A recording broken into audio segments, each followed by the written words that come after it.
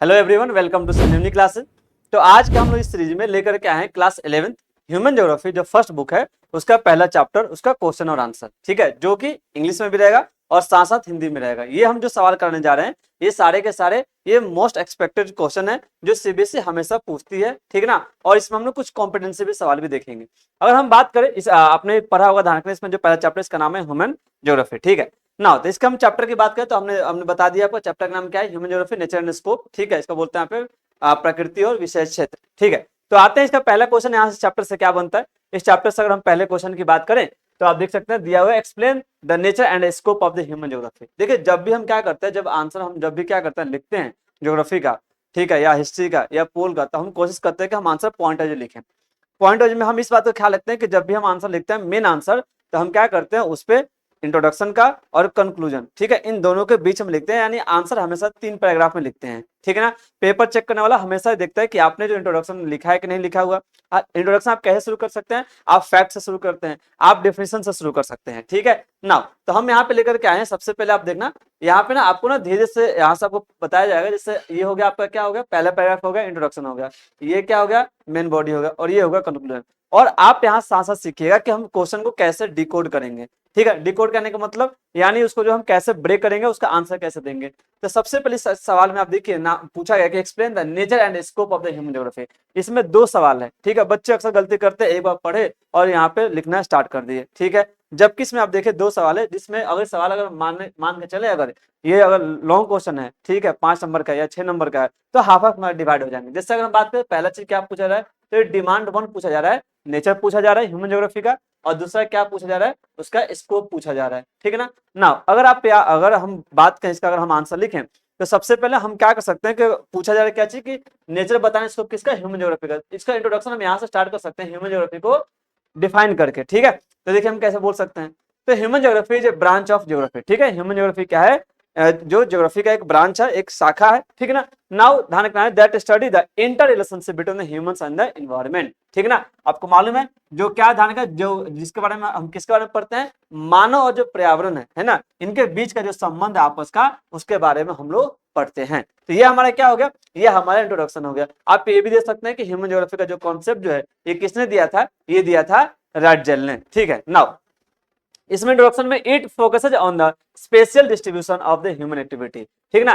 ध्यान रखना ये जो मानव के जो जो स्थानिक जो वितरण है, ठीक है, कहाँ कहाँ पे मानव है ना, इसके बारे में बताता है। एंड ह्यूमन एक्टिविटीज के बारे में, मानव में जो क्या क्रियाकलाप उसके बारे में, and there interaction with the natural environment. ठीक है, और जो प्राकृतिक जो क्या है, जो प्रकृति हो गई, जो पर्यावरण हो गई, उसमें मानव का, ठीक है, कहाँ कहाँ इंटरेक्शन है, ये हमें बताता है। तो ये हमारा क्या होगा, ये होगा हमारा इंट्रोडक्शन हो गया। अब सवाल है कि हम पहला डिमांड पूरा करेंगे। ठीक है, पहला डिमांड क्या पूछा जा रहा है, नेचर पूछा जा रहा है, प्रकृति। ठीक है, जैसे आपका नेचर होता है, हमारा नेचर होता है, किसी का भी नेचर होता है, वैसे ही ह्यूमन ज्योग्राफी जो सब्जेक्ट है इसका क्या नेचर, इसका क्या स्वभाव। सबसे पहली बात अगर हम बात का ध्यान रखना, तो ह्यूमन जो ज्योग्राफी है ये क्या है, ये डायनेमिक नेचर का होता है। डायनेमिक मतलब क्या होता है, गतिशील, मतलब ये बदलते रहता है, समय के अनुसार बदलते रहेगा। जैसे आपने देखा कि ह्यूमन ज्योग्राफी पहले ह्यूमन और इन्वायरमेंट का इंटरेक्शन पहले अलग था, ठीक, अब क्या हो गया, चेंज हो गया। पहले इंसान क्या था, प्रकृति के अकॉर्डिंग चलता था, प्रकृति की पूजा करता था, प्रकृति के अकॉर्डिंग काम करता था। लेकिन आज हम क्या कर रहे हैं, आज हम लोग कहीं ना कहीं प्रकृति में इंटरवेंट किए हैं। तो पहले अगर हम बात करें मानव का प्रकृति के साथ जो संबंध था, और अभी जो है क्या हो गया, चेंज हो गया। इसलिए हम कह रहे हैं कि जो मानव जो भूगोल है, ठीक है, ह्यूमन जो ज्योग्राफी है, वो उसका नेचर कैसा है, उसका नेचर है डायनेमिक। ठीक है, डायनेमिक का मतलब क्या होता है, गतिशील होता है। जैसे human geography is ever evolving due to changes in the technology. ठीक है, तो मानव जो विकास, जो हम बात करें यहाँ पे, जो मानव जो भूगोल है, ये क्या हो, चेंजेस होता है। क्यों चेंज हो रहा है, इसमें बदलाव क्यों आ रहे हैं, क्योंकि आपको मालूम है इंसान क्या कर रहा है, दिन पर दिन नए नए टेक्नोलॉजी लेकर के आ रहा है। ठीक है, अब वो आएगा। कल्चर जो है, इसमें क्या कल्चर जो है वो भी धीरे इवॉल्व होते रहे। यहाँ पे हम लोग हड़प्पा से शुरुआत किए थे, अभी हम यहाँ पे आ गए हैं नाउ। ठीक है, और इन्वायरमेंट में भी क्या हो रहा है, बदलाव हो रहा है, जिसके कारण से मानव और जो पर्यावरण के बीच में लगातार रिलेशनशिप चेंज होते जा रहे हैं। तो पहला नेचर क्या होगा, डायनेमिक नेचर का हो गया। ठीक है, दूसरा ये होगा इंटरडिसिप्लिनरी अप्रोच। मतलब ध्यान रखना, इंटरडिसिप्लिनरी अप्रोच का मतलब क्या है, अंतर विषय जो हो गया अप्रोच। मतलब कहने का मतलब ह्यूमन ज्योग्राफी में हम सिर्फ एक विषय को नहीं पढ़ते हैं, इसमें सोसाइटी को पढ़ते हैं, सोशल हो गया, ज्योग्राफिक हो गया, पॉलिटिक्स हो गया, है ना, ये सारा का सारा चीज हम लोग पढ़ते हैं। यानी ह्यूमन ज्योग्राफी अकेला सब्जेक्ट नहीं है, ये बाकी सब्जेक्ट ऊपर भी डिपेंडेंट है। देख सकते हैं आप, जैसे देखिए it borrows concept from the sociology. हम ह्यूमन ज्योग्राफी में कहाँ से कॉन्सेप्ट पढ़ेंगे? सोशियोलॉजी से पढ़ेंगे, ठीक है। कहाँ से पढ़ेंगे? इकोनॉमिक्स से पढ़ेंगे, जैसे ट्रेड वगैरह पढ़िएगा इस चैप्टर में ना। हिस्ट्री से पढ़ेंगे, हिस्ट्री में जैसे मानव सेटलमेंट, मानव बस्तियां पहले कैसे थी, अब हम लोग कहाँ पे आ चुके हैं ना। हम लोग पढ़ेंगे इसमें पॉलिटिकल साइंस, जिसमें हम जो जियो पॉलिटिक्स की बात करेंगे, रिसोर्स की बात करेंगे। अगले बात करें हम, ध्यान रखना, तो अगला इसका नेचर क्या होगा, तो पहला दूसरा नेचर क्या होगा कि इंटरडिसिप्लिनरी अप्रोच है, ठीक है। अगर हम हिंदी में बात करें तो आप देख सकते हैं, अगर दोनों की अगर आप देख सकते हैं नेचर में देख सकते हैं, तो पहला जो क्या होगा कि गतिशील प्रकृति है, और दूसरा क्या है, ये है अंतर विषयक दृष्टिकोण। मतलब ध्यान रखना, आप देख सकते हैं यह समाजशास्त्र, अर्थशास्त्र, इतिहास और राजनीतिक शास्त्रों से अवधारणाओं को उधार लेता है, मतलब वहां से कॉन्सेप्ट लेकर बनाया गया है, ठीक है।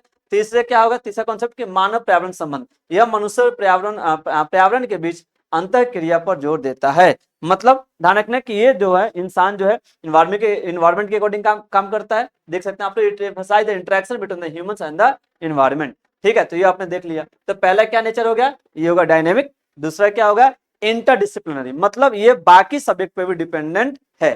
तीसरा क्या होगा, इस पूरे ह्यूमन ज्योग्राफी में हम लोग क्या पढ़ते हैं, ह्यूमन और जो इन्वायरमेंट होगा इसका रिलेशन के बारे में हम लोग पढ़ते हैं ना। चौथा क्या होगा, इसमें हम लोग पढ़ते हैं special and the temporal analysis, यानी it study the phenomena in the terms of the location and the time line of the development. कि ध्यान रखना किस एरिया में जो है मानव विकास कैसा हुआ है, ठीक है, किस एरिया का जो एरिया वाइज हम लोग ह्यूमन डेवलपमेंट पढ़ते हैं, ठीक है, और टाइम वाइज, ठीक है, मतलब समय को ध्यान में रखते हुए कि कब क्या इवॉल्व हुआ, ठीक है, किस एरिया में क्या इवॉल्व हुआ, मानव जो वहाँ पे ह्यूमन ज्योग्राफी जो था इस एरिया में कैसा था, समय अब कैसा है। तो इसको हम बोलते हैं स्पेशियल। स्पेशल मतलब होगा स्थानिक, मतलब स्पेस की बात हो रही है, ठीक है, और टेम्पोरल मतलब होगा टाइम के जाओगे ध्यान में रखते हुए।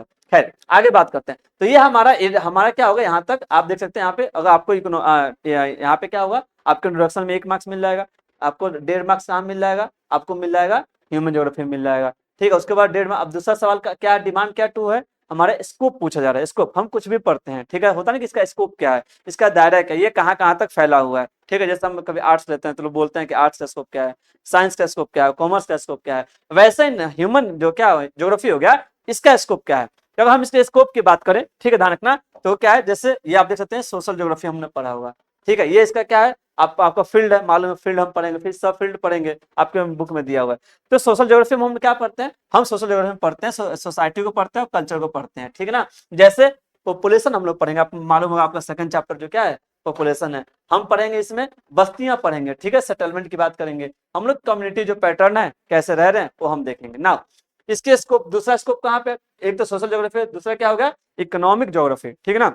आर्थिक भूगोल, आर्थिक भूगोल क्या करता है, किस पे फोकस करता है, एग्रीकल्चर पे। आप तीसरा चैप्टर देखिएगा जहां पे हम लोग पढ़ेंगे प्राइमरी एक्टिविटी, ठीक है ना, आपको मालूम है, ठीक है। तो ये हो गया agriculture, industry, trade, economic activity, ये सारे किस में आते हैं, इकोनॉमिक ज्योग्राफी में आते हैं ना। तीसरे की बात करें कल्चर ज्योग्राफी हम लोग पढ़ते हैं, इसमें हम लोग खास करके भाषा के बारे में पढ़ेंगे, लैंग्वेज, रिलीजन, ये हो गया धर्म, ठीक है, परंपरा हो गया, ठीक है, और आपको ये हो गया रीति रिवाज हो गया, परंपरा हो गया ना। हम लोग इसमें पढ़ते हैं पॉलिटिकल ज्योग्राफी में पढ़ते हैं। पॉलिटिकल ज्योग्राफी बोले तो राजनीतिक भूगोल, राजनीतिक भूगोल में हम लोग क्या पढ़ेंगे, हमेशा बाउंड्री के बारे में पढ़ेंगे, किस देश का बाउंड्री कहाँ कहाँ तक कैसे है, ठीक है। जियो पॉलिटिक्स, भू राजनीतिक, जो संसाधन को लेकर जो क्या होगा, जो राजनीति होगी उसको बोलते हैं। हम लोग इसमें पढ़ेंगे गवर्नेंस, ठीक है, कैसे शासन चल रहा है इसकी बात हो रही है।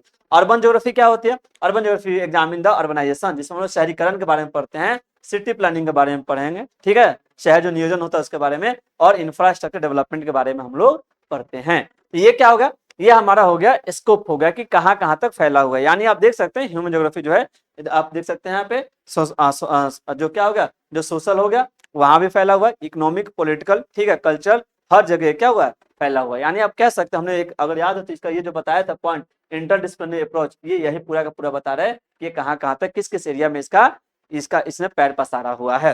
खैर अब आते हैं इस चैप्टर का इस क्वेश्चन का कंक्लूजन लिखेंगे तो कंक्लूजन में क्या लिख सकते हैं कि human geography bridge the gap between the natural science and the social science, ठीक है। जो सामाजिक विज्ञान है और जो प्राकृतिक विज्ञान है, इन दोनों के बीच में किसका काम करता है, ये ब्रिज का काम करता है, सॉरी जो ये खाई है उसको भरने का काम करता है, ये मानव को और पर्यावरण को इंटरेक्ट करने की कोशिश करता है, ठीक है। तो आप देख सकते हैं and helping us understand the sustainable development of the society, ठीक है। और ये इस बात पे हमें क्या करता है, हमें समझने में मदद करता है कि हम जो है कैसे जो है एक सतत पोषणीय विकास कर सकते हैं, एक सस्टेनेबल डेवलपमेंट कर सकते हैं जिसमें हम लोग अंडर डेवलप्ड भी नहीं रहे और पर्यावरण का ज्यादा डिस्ट्रक्शन भी नहीं हो। ठीक है, तो ये हमारा पहला सवाल था। पहले सवाल का अगर आप हिंदी में देख सकते हैं, ठीक है, आप यहाँ से स्क्रीनशॉट भी ले सकते हैं। ये आप देखिए। दूसरा अगर इसका हिंदी में बात करें तो हिंदी में हमने आपको बता दिया मानव भूगोल के जो क्या ये मेन बॉडी हो गया हमारा, इसमें इसके प्रकृति क्या है जो पहला सवाल पूछा हुआ था, और दूसरा क्या पूछा था इसके दायरे मतलब स्कोप में कहाँ कहाँ तक फैला हुआ है, और इसके बाद हमने यहाँ पे क्या बता दिया, निष्कर्ष बता दिया। ठीक है, नाउ अब हम आते हैं इसके दूसरे सवाल। यहाँ इस चैप्टर से दूसरा इंपॉर्टेंट सवाल क्या पूछा गया है। दूसरे अगर इंपॉर्टेंट सवाल की हम बात करें, ठीक है, तो बोला जाए discuss the significance of the neo determinism, यानी साफ साफ बोला जा रहा है नियो डिटर्मिनिज्म का, ठीक है, इसको बोलता है नौ निश्चयवाद, इसका क्या महत्व है। ठीक है, आपको पता होगा ये न्यू डिटर्मिनिज्म का कॉन्सेप्ट कौन लेकर के आया था, तो आप फैक्ट्स इंट्रोडक्शन दे सकते हैं। नाउ ये पूछा गया, ठीक है, approach in the human geography, तो पूरा का पूरा इसका जो क्वेश्चन जो है डायरेक्ट रूप से ये बोल रहा है कि भाई आप जो है न्यू डिटर्मिनिज्म के बारे में बताओ, नौ निश्चयवाद के बारे में बताओ। ठीक है, तो देखा, तो सबसे पहले हम क्या करेंगे, यहाँ पे हम इसका इंट्रोडक्शन देंगे कि ये कॉन्सेप्ट दिया किसने था। तो आप देख सकते हैं न्यू डिटर्मिनिज्म हो गया, ये कौन लाया था, ग्रिफिन टेलर। ठीक है, आप देख सकते हैं यहाँ पे लेकर आने वाले कौन हो गए, ये हो गए ग्रिफिथ टेलर हो गए। ठीक है, अगर ग्रिफिथ टेलर की अगर हम बात करें तो ये कहाँ के थे, ऑस्ट्रिया के थे, ऑस्ट्रेलिया के थे। एंड ये बात करते, ये क्या है, ये कोशिश करते हैं कि जो इन्वायरमेंटल डिटर्मिनिज्म है, जो पर्यावरणीय निश्चयवाद है, और जो पॉसिबिलिज्म है, संभववाद है, इन दोनों के बीच का रास्ता ये अपनाने की कोशिश करते हैं और ये दोनों को बैलेंस करने की कोशिश करते हैं। आपको मालूम है, क्योंकि जब हम लोग इन्वायरमेंटल डिटर्मिनिज्म वाले फेज में रहते हैं तो वहां पे हमारा जल्दी डेवलपमेंट नहीं हो पाता है, वहां पे जो ह्यूमन की जो क्रिएटिविटी है वो लिमिट हो जाती है। और दूसरी बात, अगर हम पॉसिबिलिज्म की तरफ जाते हैं तो इन्वायरमेंट का डिस्ट्रक्शन हो जाता है। ठीक है ना, तो ये बोलते हैं कि नहीं, हमें मध्यम मार्ग अपनाना है। ठीक है ना, गोल्डन मीन, ठीक है, आप समझ सकते हैं, जो बैलेंस अप्रोच अपनाना है। तो आप देख सकते हैं ये क्या करता है, बैलेंस करता है किसको, डिटर्मिनिज्म एंड पॉसिबिलिज्म को। Suggested that the human can utilise the resource within the environmental limits, और इस बात को ये सजेस्ट करते हैं कि भाई आप डेवलपमेंट कर सकते हैं, ठीक है, रिसोर्स का लिमिटेड इस्तेमाल करके, ठीक है, जिससे पर्यावरण का नुकसान नहीं हो। अगर हम इसका क्या करें, बॉडी में क्या लिख सकते हैं, देखिए ये जो बॉडी हम आपने लिखवाए हैं ये सिर्फ आज के लिए लिखवाए हैं ताकि आपको पता चल जाए कि हम बॉडी कैसे देते हैं, ठीक है, कंक्लूजन कैसे देखते हैं। ठीक है, बाकी ये जो है हमें बार बार हर जगह लिखना नहीं पड़ता, इंट्रो, बॉडी, कंक्लूजन, ये बस हम आपके समझ के लिए लेकर के आए हुए हैं ताकि आप समझें ना। तो हम क्या करेंगे, जब इसका महत्व पूछा है तो हम पहले इसके क्या बताएंगे, पहले इसके फीचर्स बताएंगे कि भाई इसका फीचर्स क्या है। तो आपको मालूम है जब नियो डिटर्मिनिज्म आएगा तो हमारे चॉइसेस लिमिटेड हो जाएंगे। चॉइसेस ज्यादा कहाँ पे है, पॉसिबिलिज्म में है, लेकिन ज्यादा चॉइसेस होने के कारण क्या हो रहा है कि पर्यावरण का नुकसान हो रहा है, इसलिए हम जो अपने जो चॉइसेस है थोड़ा सा क्या करेंगे, लिमिट करेंगे। ठीक है, नाउ तो देख सकते हैं आप लोग, while human of freedom, human के पास पूरा फ्रीडम है, ध्यान रखना, लेकिन choices are restricted by the environmental condition. ठीक है, मतलब पर्यावरण को ध्यान में रखते हुए हमें अपने चॉइसेस को, ठीक है, आकांक्षाओं को थोड़ा सा लिमिट करना पड़ेगा। ये पहला की फीचर होगा। दूसरा, ये जो कॉन्सेप्ट है न्यू डिटर्मिनिज्म, ये किसकी बात करता है, ये बात करता है सस्टेनेबल डेवलपमेंट की, सतत पोषणीय विकास की बात करता है। ठीक है, यानी ध्यान रखना, ये बोलता है कि भाई हम क्या करेंगे, आप जो है रिसोर्स का इस्तेमाल कीजिए लेकिन जुडिशियस इस्तेमाल कीजिए, न्यायिक मतलब आप रिसोर्स का इस्तेमाल कीजिए एक जिम्मेदारी के साथ कीजिए। ठीक है, क्योंकि हमें आने वाले जो जनरेशन है उनको भी बचा करके रखना है। ठीक है, उनके लिए बचा कर रखना है और हमें ओवर एक्सप्लॉयटेशन नहीं करना है ना। तो ये बात करते हैं। तीसरा हमने बता दिया लिमिट चॉइस इसमें होता है। ठीक है, दूसरी सस्टेनेबल डेवलपमेंट को प्रमोट करता है, और तीसरी जो सबसे अच्छी बात आप देख सकते हैं ये क्या है, ये मिडिल पाथ को फॉलो करता है, यानी combine the rigidity of the determinism. ठीक है, ये जो ध्यान रखना, जो निश्चयवाद की जो क्या है, जो कठोरता है, ठीक है ना, और जो पॉसिबिलिज्म की जो फ्लेक्सिबिलिटी है, जो लचीलापन है, इन दोनों को मिक्स करता है। यानी इनडायरेक्ट रूप से हम ये कहना चाह रहे हैं कि ये दोनों को बैलेंस करने की बात करता है।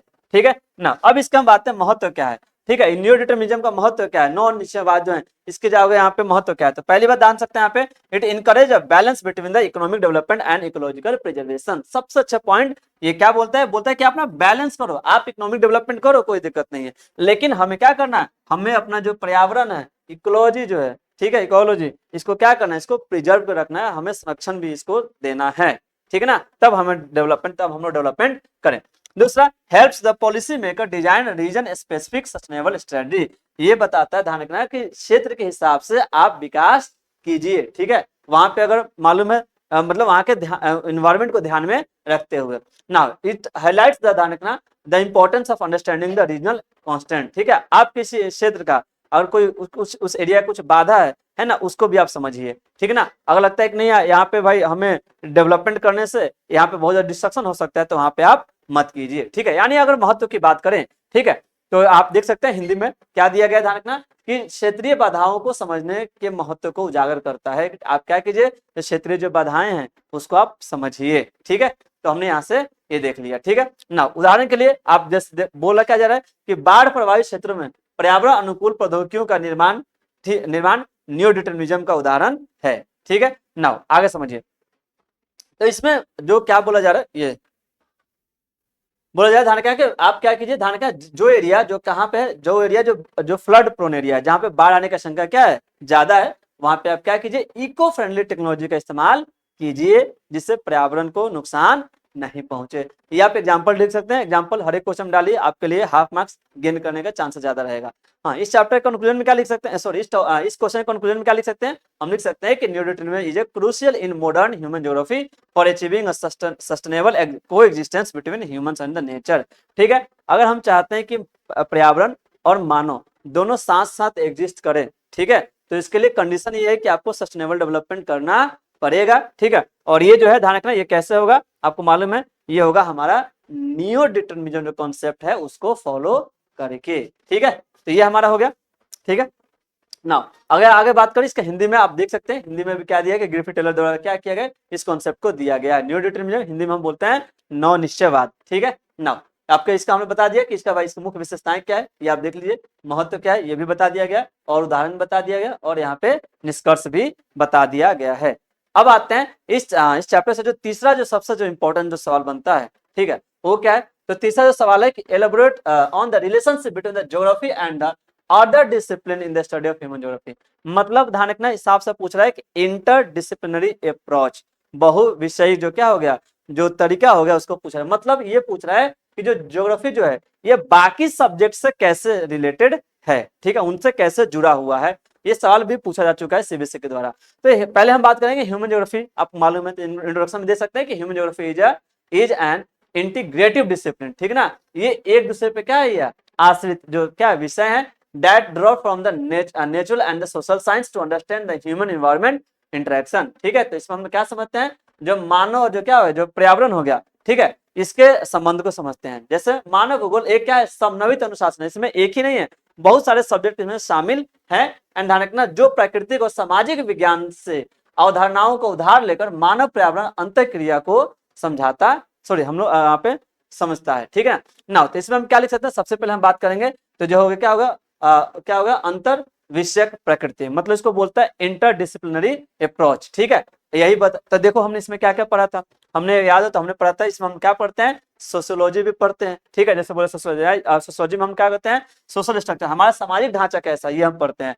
हमने माइग्रेशन के बारे में पढ़ते हैं, आपने चैप्टर सेकंड में पढ़ा होगा माइग्रेशन, ठीक है, माइग्रेशन हो गया, इसको हम बोलते हैं प्रवास हो गया। डेमोग्राफिक पैटर्न, ठीक है ना, कहाँ पे लोग किस तरह से रह रहे हैं, ये हम यहाँ पे ये सब्जेक्ट, इस सब्जेक्ट में हम लोग क्या करते हैं, हम कहाँ से कॉन्सेप्ट लिए हैं, सोशियोलॉजी से भी लिए हैं। हम इस सब्जेक्ट में ह्यूमन ज्योग्राफी में हम लोग इकोनॉमिक्स से भी कॉन्सेप्ट लिए हुए हैं, उधार लिए हुए हैं।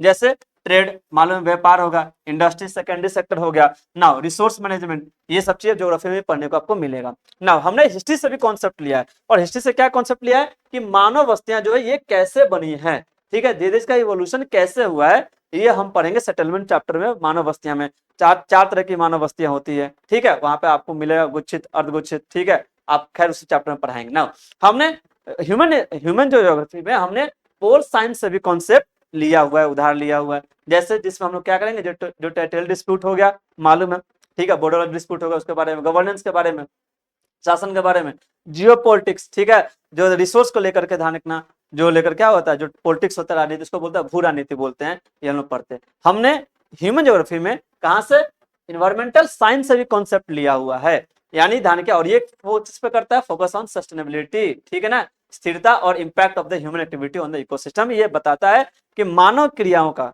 ठीक है, मानव जो क्रियाकलाप है, इसका पर्यावरण के ऊपर क्या नुकसान पहुंचता है। यानी आई होप आप लोग ये वर्ड समझ गए होंगे, इंटरडिसिप्लिनरी का मतलब, ठीक है, इंटरडिसिप्लिनरी का मतलब क्या हो गया, इंटरडिसिप्लिनरी का मतलब हो गया कि ह्यूमन ज्योग्राफी जो है कौन कौन से सब्जेक्ट से क्या क्या कॉन्सेप्ट लिया हुआ है, ठीक है ना। इसका इंपॉर्टेंस क्या है, अगर हम भाई अलग अलग सब्जेक्ट से अलग अलग जब कॉन्सेप्ट लें तो इसका इंपॉर्टेंस क्या है, तो ध्यान रखना, इससे क्या होता है, हमें जो है एक पूरी समझ हमें पता चलती है, ठीक है ना, अलग अलग एरिया के। ध्यान रखना, ऑफर है होलिस्टिक, होलिस्टिक मतलब पूरा कंप्लीट, ध्यान रखना, understanding of the spatial phenomena, किसी क्षेत्र का, विशेष क्षेत्र का हमें वहां से पूरी जानकारी पता चल जाती है कि वहाँ का इकोनॉमी कैसा है, वहाँ का सोशल, वहाँ पे सोसाइटी कैसा है, हिस्ट्री कैसा है, पॉलिटिक्स कैसा है, ठीक ना, वहाँ का एनवायरमेंट कैसा है ना। दूसरा, aids in solving the complex global problem, ठीक है, और मालूम है ये हमें हेल्प करता है, कोई वैश्विक समस्या हो गई, जैसे आपको मालूम है क्लाइमेट चेंज हो गया, शहरीकरण अर्बनाइजेशन हो गया, ठीक है, इसको, इसके सॉल्यूशन में ये हमें हेल्प करता है, कौन,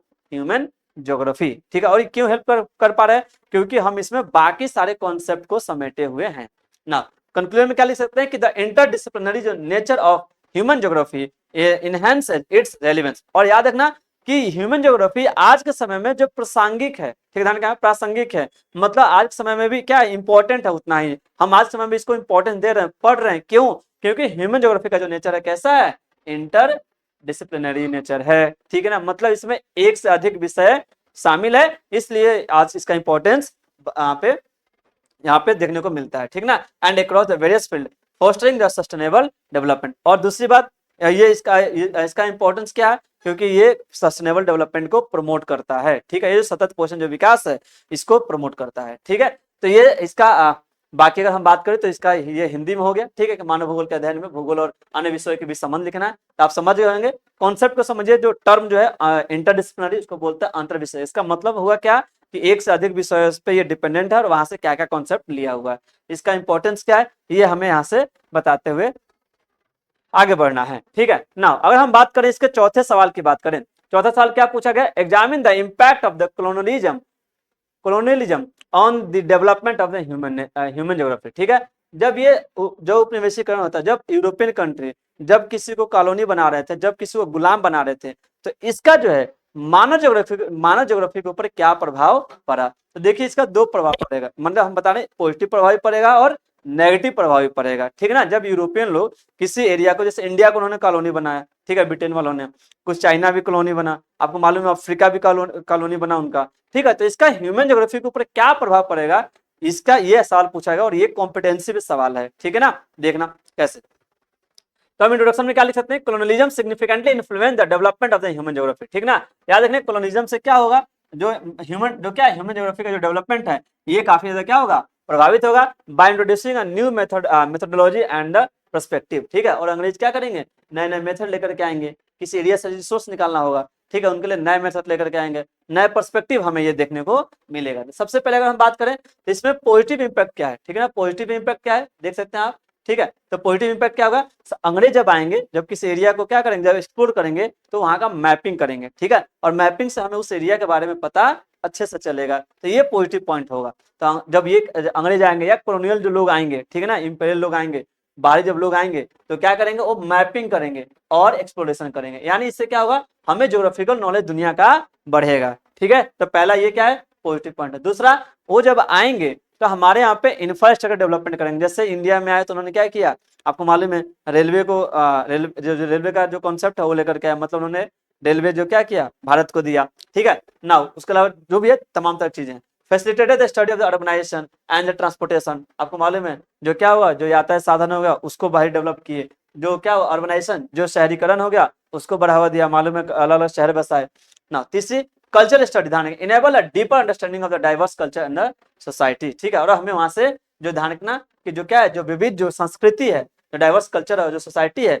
उसको हमें एक गहराई से समझने में हमें मदद करेगा, ठीक है। कौन करेगा, ये जो कॉलोनियल जो लोग हैं, ठीक है, जो जो कॉन्सेप्ट है वो हमें मदद करेंगे, ठीक है ना। दूसरी बात, इसका नेगेटिव इंपैक्ट क्या है, नेगेटिव इंपैक्ट क्या है इसका, ठीक है, कॉलोनियलिज्म लोग का नेगेटिव इंपैक्ट क्या है, तो ये लोग क्या करेंगे, हमारे यहाँ पे आएंगे तो हमारे यहाँ का रिसोर्स यहाँ से लेकर क्या करेंगे, ड्रेन करेंगे, आपको मालूम है ना, ठीक है, वेल्थ ड्रेन होगा, यहाँ का रिसोर्स लेकर चले जाएंगे, ओवर एक्सप्लॉइटेशन करेंगे, ठीक है, ऐसे इन्वायरमेंट को भी क्या होगा, नुकसान पहुंचेगा।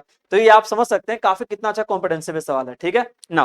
तो इसका नेगेटिव इंपैक्ट क्या होगा, इसको बोलेंगे ध्यान रखा, इथनोसेंट्रिज्म। इथनोसेंट्रिज्म का मतलब क्या होगा, ये क्या करेंगे, यूरोप वाले अपने आप को सुपीरियर दिखाएंगे, ठीक ना, और एशिया वाले क्या दिखाएंगे, इंफीरियर दिखाएंगे। ये लोग स्टडी करेंगे ना तब बायस तरीके से करेंगे, पक्षपाती तरीके से, ठीक है। देखना, तो यानी ध्यान रखना, bias study emphasising the European superiority, ठीक है, ये अपने आप को क्या बताएंगे, सुपीरियर बताएंगे, सर्वश्रेष्ठ बताएंगे। दूसरा क्या होगा, ठीक है, ये आपने देख लिया। दूसरा नेगेटिव पॉइंट क्या है, एक्सप्लॉयटेशन ऑफ द रिसोर्स, ये संसाधन का क्या करेंगे, अति उपयोग करेंगे, बहुत ज्यादा आवश्यकता से अधिक इसका शोषण करेंगे, यानी over exploitation of the colonial colonies natural and the human resources.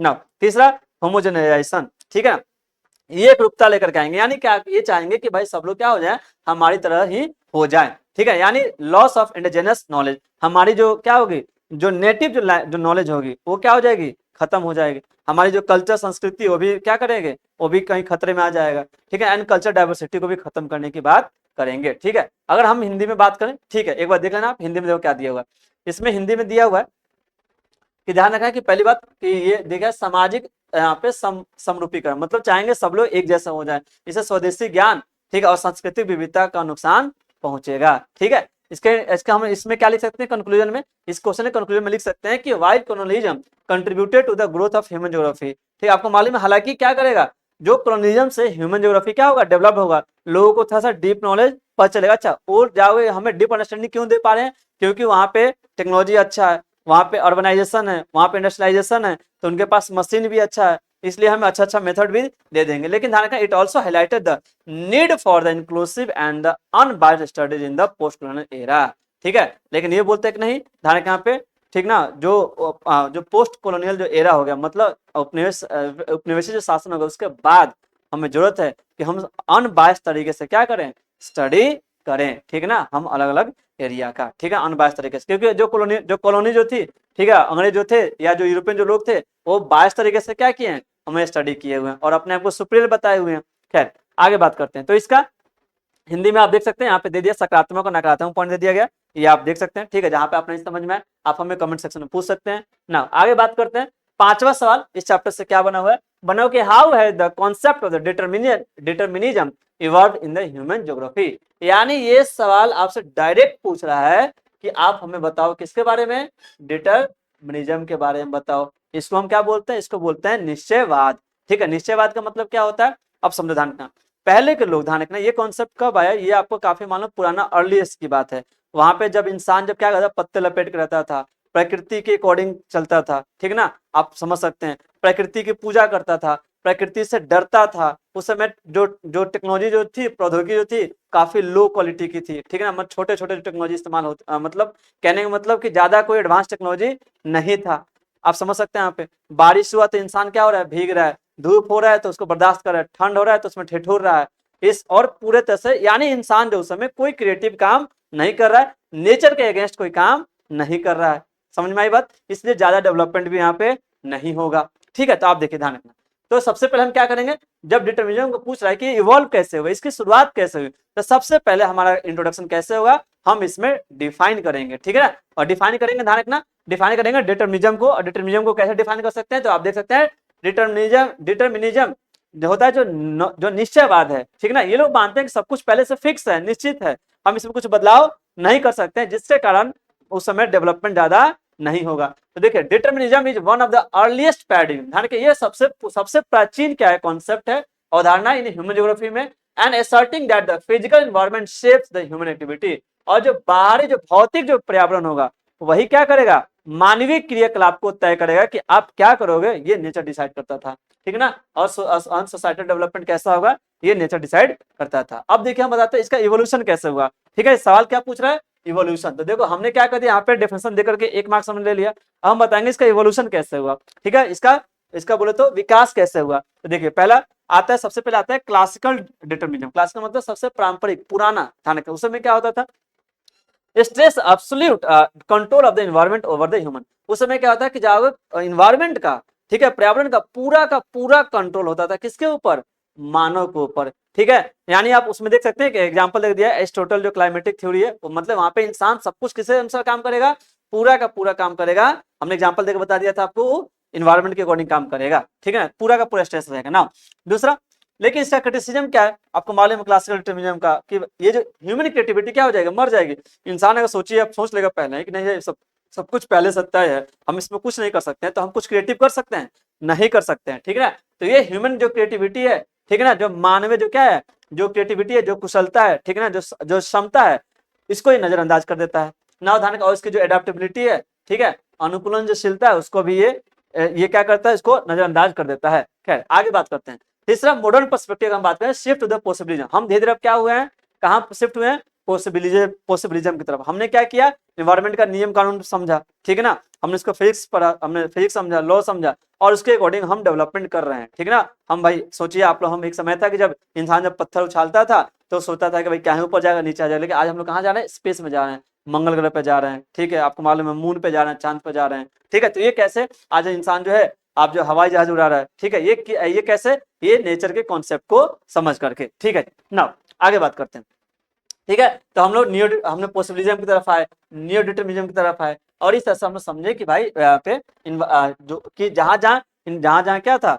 बाधाएं थी, ठीक है, उसको हम समझे और उसके बाद हम लोग आगे बढ़े। एग्जाम्पल दे सकते हैं डिटर्मिनिज्म का, जैसे पुराने सिविलाइजेशन चले, प्राचीन जो सभ्यताएं थी, तो जैसे लोग क्या करते थे, नदी किनारे बसते थे, सब चीज उनका जीवन यापन, खाना पीना, रहन सहन सब कैसे हो रहा है, कौन डिसाइड कर रहा है, ज्योग्राफी डिसाइड कर रहा है, नेचर डिसाइड कर रहा है, ठीक है ना। जैसे नील नदी हो गया, इंडस रिवर हो गया, वहां पे adaptation to the harsh climate, ठीक है, ये लोग उस समय क्या करते थे, कितना भी क्लाइमेट या ठंडा हो फिर भी वहीं पे रहेंगे, गर्मी हो फिर भी क्या रहेगा, उसको बर्दाश्त करेंगे, ठीक है। ध्यान रखना, ये जो होगा आर्कटिक एरिया को, वहां पे जो इग्लू जो लोग हो गए, ठीक है ना, वहां पे लोग रहते हैं, छोटा सा घर बनाकर रहते हैं, चाहे कितना भी ठंडा, मतलब उसके अनुसार ये लोग रहेंगे, ठीक है। लेकिन हम लोग क्या करेंगे, जब पॉसिबिलिज्म आएगा तो सब चीज धीरे धीरे चेंज कर देंगे ना। आते हैं कंक्लूजन में, while classical determinism is largely outdated, ठीक है।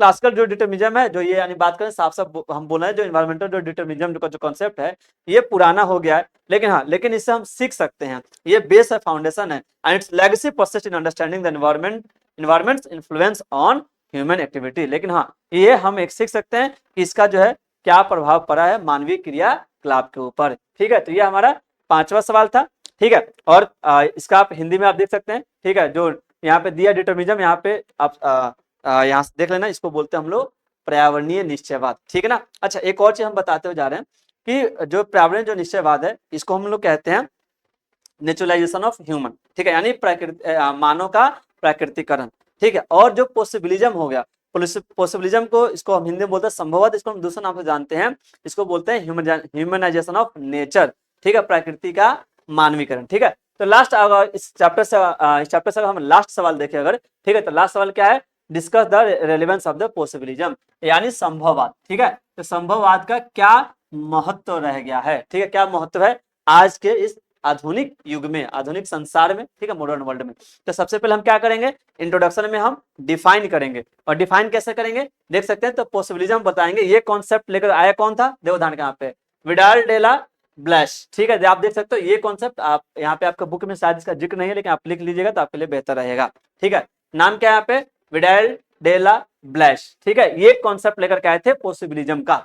ना आपको मालूम है ये बात किस पे फोकस करते हैं, wild environment set certain limit, ये कहते हैं कि देखो पर्यावरण हमें क्या करता है, हमें हमारे लिए कुछ लिमिट, हमें क्या करता है, लिमिट सेट कर देता है, ठीक है ना। नए human have the ability to modify their surroundings, लेकिन मानव का क्षमता है कि अपने आसपास का जो एरिया हो, सराउंडिंग हो गया, उसमें कुछ बदलाव ला सकता है, यानी ये जस्ट अपोजिट हो गया किसके, डिटर्मिनिज्म के, ठीक है ना। डिटर्मिनिज्म साफ साफ एक्सट्रीम पॉइंट हो गया कि कोई बदलाव नहीं ला सकते हैं, ठीक है, ये बोलता है कि नहीं हम बदलाव ला सकते हैं अगर हम नेचर को समझे, तो उसका नियम कानून को समझे, तो उसके भौतिकी को समझे, तो ध्यान रखना। तो हम क्या करेंगे, तो पॉसिबिलिज्म के पहले हम क्या करेंगे, फीचर्स को समझेंगे, ठीक है, इसके प्रिंसिपल क्या है। तो इसमें बात करता है, ये फोकस करता है किसके ऊपर, ये फोकस करता है ह्यूमन के ऊपर फोकस, बोलता है कि इंसान में इतनी क्षमता है कि भाई कुछ भी संभव कर सकता है, ठीक है, अपने हिसाब से। तो emphasise the creativity and innovation, ठीक है, ये बोलता है कि इंसान क्या होता है, इंसान जो क्रिएटिव होता है, मालूम है इसके अंदर तरह तरह के आइडियाज आते रहते हैं, इंसान के अंदर जो क्रिएटिविटी और जो इनोवेशन है, ठीक है ना, ये ला सकता है ना। कल्चर डिटर्मिनेंट्स, यानी कहता है highlights the role of the culture in shaping human action, ठीक है। तो ये हमने आपको बता दिया ना। अगला था इसका रेलेवेंस क्या है, सवाल क्या पूछा, रेलेवेंस पूछ रहा है कि आज के समय में इसका क्या महत्व रह गया, इसका क्या ये कैसे प्रासंगिक रह गया। तो टेक्नोलॉजिकल एडवांसमेंट मालूम है, इसमें हमने पॉसिबिलिज्म कैसे किया है, टेक्नोलॉजी हमारा एडवांस हो गया, और जब एडवांस टेक्नोलॉजी हो गया, जब प्रौद्योगिकी हमारी एडवांस हो गई है, तो हम जिस एरिया में पहले नहीं जा सकते थे उस एरिया में जा रहे हैं। हमने जैसे बताया कहाँ पे, स्पेस में जा रहे हैं। पहले लोग पानी में जाने से डरते थे, अब क्या आपको मालूम है पानी के अंदर क्या हो रहा है, यहाँ पे होटल खुल रहे हैं, जो पानी वाले जो जहाज है वो चल रही है। बर्फ पे पहले नहीं जा सकते थे, आपको मालूम है, ठीक है, वहां पे भी क्या हो रहा है, यहाँ पे सारे फैसिलिटीज आ गई हैं। पहले रात था तो लोग रात भर क्या करते थे, अंधेरे में थे, लेकिन आज हम क्या गया, आज देखते लाइटें आ गई हैं, पहले गर्मी होती थी तो लोग गर्मी बर्दाश्त करते थे, आज एसी पंखा आ गया, आप समझ सकते हैं। ठीक है, पहले बारिश आती तो लोग भीगते थे, अब रेनकोट आ गया।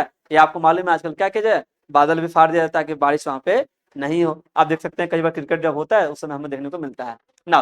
तो टेक्नोलॉजिकल एडवांसमेंट काफी हो गई, यानी use of technology to overcome the environmental constraint. जो भी हमारी जो पर्यावरणीय जो क्या बाधाएं थी, ठीक ना, जैसे डेजर्ट एरिया में क्या हो सकता था भाई, पानी नहीं मिल रहा था, अब वहां पे क्या करें, आप डैम बना करके इरिगेट कर रहे हैं, आपको मालूम है, ठीक ना। तो आप देख सकते हैं। दूसरा, अर्बनाइजेशन, शहरीकरण हुआ, development of the city in challenging terrain, ध्यान क्या, जो एरिया हमारे लिए चैलेंजिंग था, आप सोचिए हम लोग वैष्णो देवी जा रहे हैं, वहां पे पहाड़ पे हमने क्या कर दिया, वहां पे ट्रांसपोर्ट का सिस्टम लगा दिया है, वहां पे बस्तियां बन रही हैं, समझ में आ रहा है, जहाँ पे पॉसिबल नहीं था वहां पे इंसान क्या कर दिया, हर चीज पॉसिबल कर रहा है, ठीक है ना। Now sustainable practice promotes eco friendly solution like the green architect, ठीक है, तो हम लोग क्या करें, ग्रीन आर्किटेक्चर, मतलब ध्यान रखना पे कि जो इको फ्रेंडली हो, जिससे पर्यावरण को नुकसान नहीं पहुंचे, ये सारी चीज हम लोग यहाँ पे बिल्ट वगैरह कर रहे हैं। यानी आप देख सकते हैं तो प्रकृति में मानव अपनी छाप छोड़ते जा रहा है। तो इससे इंडायरेक्ट पे सवाल बनता भी है, इंडायरेक्ट पे बनता है कि आप बताओ कि मानव जो है ना, अपना छाप जो है, अपना चीज जो है प्रकृति पे छोड़ रहा है, ठीक है, कैसे छोड़ रहा है, यानी इंडायरेक्ट से पूछ रहा है किसके बारे में, पॉसिबिलिज्म के बारे में ना। आगे आते, लेकिन इसका क्रिटिसिज्म क्या है, आपको मालूम है, जब इंसान हर जगह हस्तक्षेप करेगा इसका क्या होगा नुकसान, इसका नुकसान किसको भुगतना पड़ेगा, पर्यावरण को, ठीक है, ध्यान रखना। तो over emphasise on the human capability may lead to the environmental degradation, इससे क्या हो रहा है यहाँ पे, पर्यावरणीय ह्रास हो रहा है, ठीक है ना। जिसपे क्या हो रहा है, क्षय हो रहा है, पतन हो रहा है। आप देख सकते हैं आज इतना डिग्री जो टेम्परेचर हो गया है, पहले कभी इससे आज से साल 200 साल पहले इतना नहीं था। ये सब क्यों हो रहा है, ये हो रहा है ह्यूमन एक्टिविटीज के कारण, ठीक है। इसके कंक्लूजन में हम क्या लिख सकते हैं कि पॉसिबिलिज्म जो क्या रेलिवेंट है, ठीक है, इन लेकिन हाँ इसको जरूरत है क्या चीज की गाइड करने की, सस्टेनेबल डेवलपमेंट की। हम ठीक है हर चीज संभव करें, हर चीज आप डेवलप करें, इकोनॉमिक डेवलपमेंट करें, लेकिन सस्टेनेबल जो डेवलपमेंट का जो कॉन्सेप्ट है उसको ध्यान में रखते हुए करें, and fostering the human adaptability in the face of the environmental challenges, ठीक है नाउ। तो यानी आप देख सकते हैं, यानी बोला जो क्या होगा, अनुकूलनशीलता को प्रोत्साहित करने में प्रासंगिक बना हुआ है। तो ये हमारा क्या होगा, ये हमारे पूरे के पूरे कितने हो गए, 6 चैप्टर हो गए, ठीक है, ये हो गए हमारे ह्यूमन ज्योग्राफी के। तो हम क्या करेंगे, ये सारे के सारे मोस्ट एक्सपेक्टेड सवाल हैं, ठीक है, जो आपके पूछे जाएंगे, ठीक है। ऐसे ही हम हर एक चैप्टर का आपका क्वेश्चन आंसर का, इंपॉर्टेंट क्वेश्चन आंसर का इंग्लिश और हिंदी में सीरीज लेकर के आएंगे। आप हमारे चैनल से जुड़े रहिएगा, ठीक है। बाकी अगर आपके दोस्त हो उनको भी आप शेयर कर सकते हैं, ठीक है। तो इस चैनल से जुड़े रहने के लिए आप कोई, अगर आपको कोई कॉन्सेप्ट नहीं समझ में आए तो आप हमें कमेंट सेक्शन में पूछ सकते हैं, हम आपको रिप्लाई जरूर देंगे, ठीक है। बाकी चैनल को लाइक कीजिए, सब्सक्राइब जरूर कर लीजिए ताकि आगे आप बने रहें, ठीक है। Thank you, bye, take care.